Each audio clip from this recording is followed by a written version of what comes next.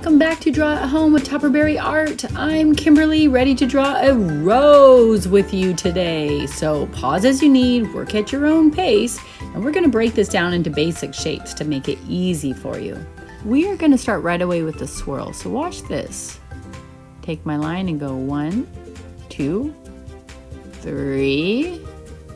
Draw a line in from the outside down toward one point, which will be towards the stem.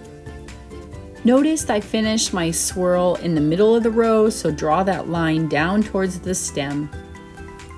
Watch what I do here on the left.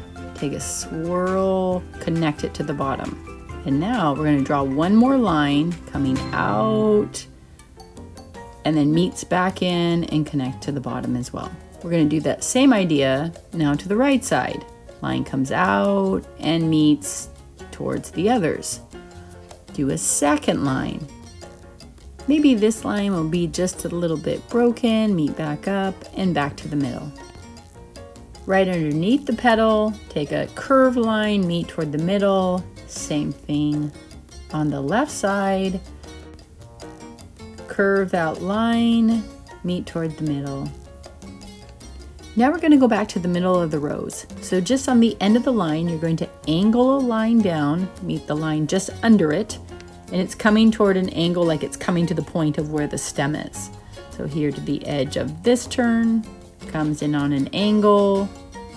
There's another angle, and now I'm getting a little bit more of the look of the petals. Now if I go back, I can start to erase the lines I don't need, and this will help you start to visualize how your rose is supposed to look.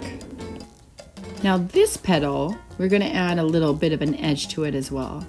So as we come around the side with our line, you can bring it along. Notice my line is not perfect, just like roses, and then meet down the bottom. And as you can see, I am bringing an edge to that petal because our rose is not one complete petal. We need to start to break it up now.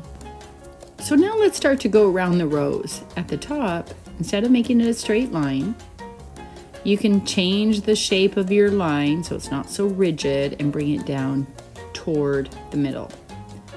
Another line comes around, and now see, I even drew another edge to that petal.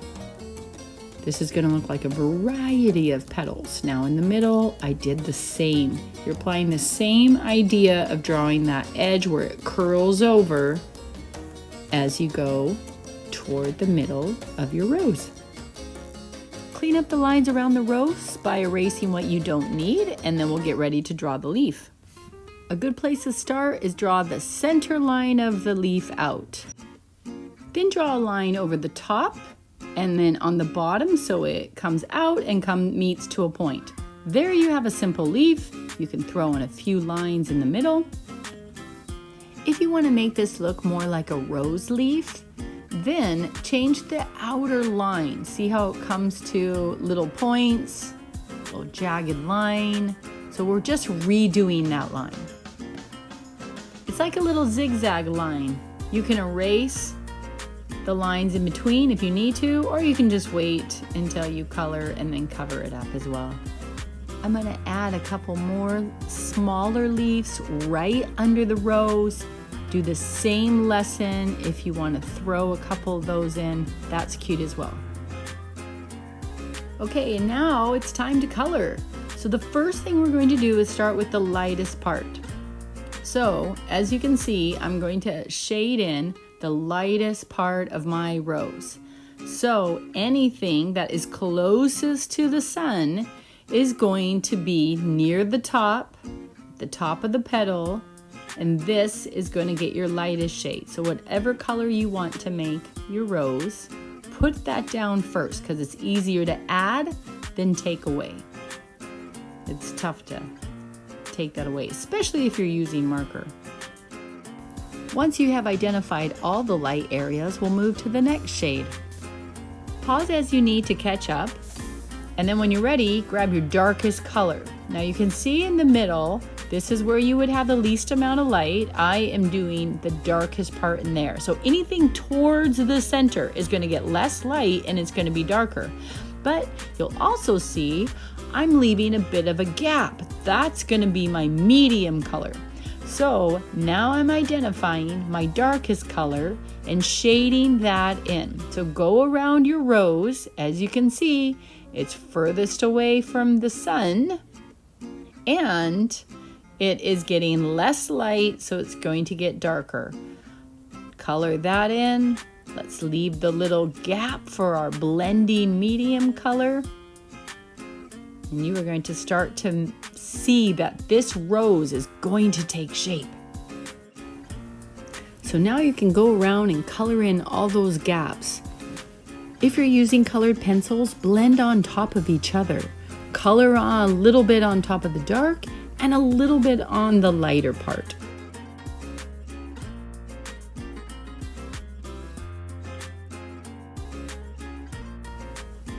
So I've colored my whole rose in.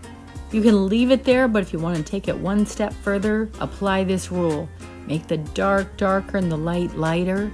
So I will go back and actually add just a little bit more dark in the areas that are already dark. That will help my image pop a little bit more.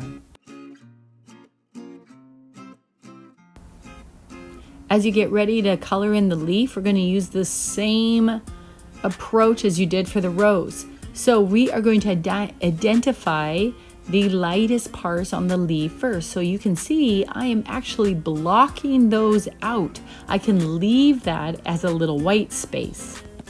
Now you can pick a light color and color around it. Remember to leave those little white lines that you just drew in, those little spots you are saving.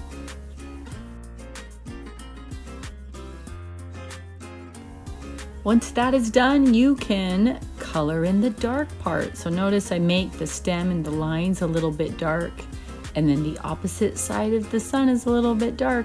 So fill that all in.